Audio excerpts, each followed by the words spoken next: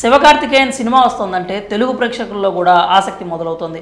Remo, doctor, don, prince, మహావీరుడు వంటి సినిమాలతో టాలీవుడ్లో కూడా మంచి ఫ్యాన్ బేస్ని క్రియేట్ చేసుకున్నాడు. శివకార్తికేయన్ కథల విషయంలో కాస్త ప్రయోగాలు చేస్తూనే ఉంటాడు. అలాంటి ఒక ప్రయోగం నుంచి వచ్చింది science fiction island cinema.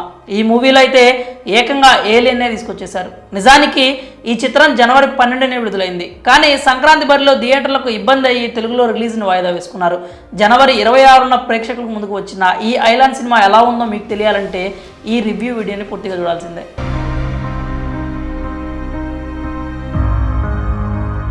Island కథ విషయానికి వస్తే ఇది చాలా సింపుల్ స్టోరీ. ఒక ఏలియన్ భూమి మీదకి వస్తుంది.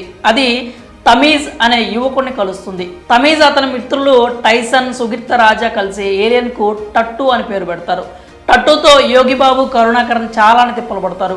ఆ తర్వాత టట్టు కొందరి చెడు వ్యక్తుల చెరలో చిక్కుతుంది. అక్కడి నుంచి హీరో అతన్ని మిత్రులు కలిసి టట్టుని ఎలా కాపాడారు, అసలు టట్టు భూమి మీదకి ఎందుకు వచ్చింది, భూమిని ఏ ప్రమాదం నుంచి కాపాడేందుకు టట్టు ప్రయత్నాలు చేస్తుంది, టట్టు తిరిగి తన ప్లానెట్కి క్షేమంగా వెళ్ళాడా అనే ఇంట్రెస్టింగ్ క్వశ్చన్స్కి ఆన్సర్ కావాలంటే మీరు థియేటర్లో ఐలాండ్ సినిమా చూడాల్సిందే.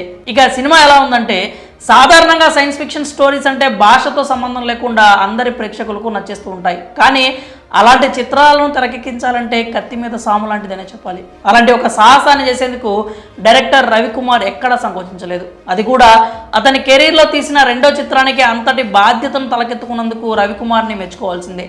ఇప్పటి వరకు మీరు చూసిన ఏలియన్స్ చిత్రాలతో పోలిస్తే ఐలాండ్ చిత్రం చాలా బాగా నచ్చుతుంది. ఎందుకంటే ఈ చిత్రం గ్రాఫిక్స్ విషయంలో డైరెక్టర్ మేకర్స్ ప్రత్యేక దృష్టి సారించినట్లు కనిపిస్తుంది.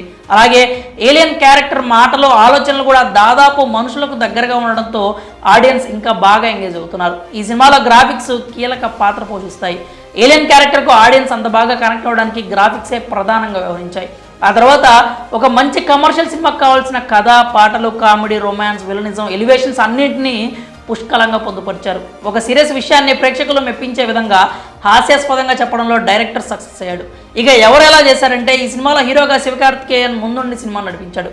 ఎమోషన్ ఏదైనా తన స్టైల్లో శివకార్తికేయన్ ఆడియన్స్ని మెప్పిస్తూ ఉంటాడు. ఈ మూవీలో కూడా అన్ని ఎమోషన్స్ని పండించే ఛాన్స్ హీరోకి దక్కింది. ఆ తర్వాత క్రెడిట్స్ దక్కేది మాత్రం టట్టుకనే చెప్పాలి. ఎందుకంటే ఈ సినిమాలో టట్టునే సెకండ్ హీరో.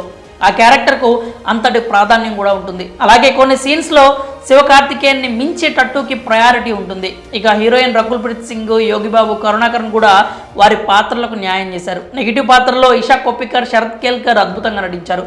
తమీజ్, టట్టు క్యారెక్టర్స్ ఎంత ఎలివేట్ అవుతాయో వీళ్ళ పాత్రలు కూడా అలాగే ఎలివేట్ అవుతాయి. ఇక టెక్నికల్ వర్గం పనితీరు విషయానికి వస్తే, ఈ సినిమాకి సంబంధించి స్క్రీన్ మీద శివకార్తికేయన్ టట్టు హీరోలైనప్పటికీ ఆఫ్ ది కెమెరా మాత్రం డైరెక్టర్ రవికుమార్నే హీరో అని చెప్పాలి. ఎందుకంటే ఒక ఛాలెంజింగ్ స్టోరీని ఎంతో ఎంగేజింగ్గా తెరకెక్కించారు. ఒక సైన్స్ ఫిక్షన్ స్టోరీని తెరకెక్కించిన కష్టం అనుకుంటే అందరికీ నచ్చే రీతిలో తెరకెక్కించిన పెద్ద టాస్క్ అని చెప్పాలి. ఆ టాస్క్లో రవికుమార్ సక్సెస్ అయ్యారు. ఈ సినిమాలో గ్రాఫిక్స్ వర్క్ అందరినీ మెప్పిస్తాయి. నిజానికి సినిమా మీద ఆసక్తి కలగడం వెనుకున్న బిగ్ పిల్లర్ కూడా అదే. ఏఆర్ రెహమాన్ మ్యూజిక్ ఈ సినిమాకి యాడెడ్ అసెట్ అని చెప్పాలి. నీరవ్ షా సినిమాటోగ్రఫీ మెప్పిస్తుంది. చివరిగా నిర్మాణ విలువలు ఆకట్టుకుంటాయి. ఇక ఈ సినిమాకి సంబంధించి ప్లస్ల గురించి మాట్లాడుకుంటే, హీరో శివకార్తికేయన్ టట్టు క్యారెక్టర్స్ ప్లస్, అలాగే ఏఆర్ రెహమాన్ మ్యూజిక్, కథనం కూడా ప్లస్ అనే చెప్పాలి. ఇక మైనస్లు చూస్తే అక్కడక్కడ సాగతీత, అలాగే లాజిక్ లేని కొన్ని సీన్స్ కనిపిస్తాయి. ఇక చివరిగా చూసుకుంటే ఐలాండ్ సినిమా అలరించడంలో మాత్రం ఎక్కడ రాజీ పడలేదు. ఈ సినిమాకి మేము ఇస్తున్న రేటింగ్ అయితే 2.75 స్టార్స్ అవుట్ ఆఫ్ 5 స్టార్స్ అనమాట. ఒకవేళ మీరు కనుక ఐలాండ్ సినిమా చూస్తే అది మీకు ఎలా అనిపించింది, సినిమా మీకు నచ్చిందా లేదా, మీ అభిప్రాయాలని కూడా కామెంట్స్ రూపంలో మాకు తెలియజేయండి.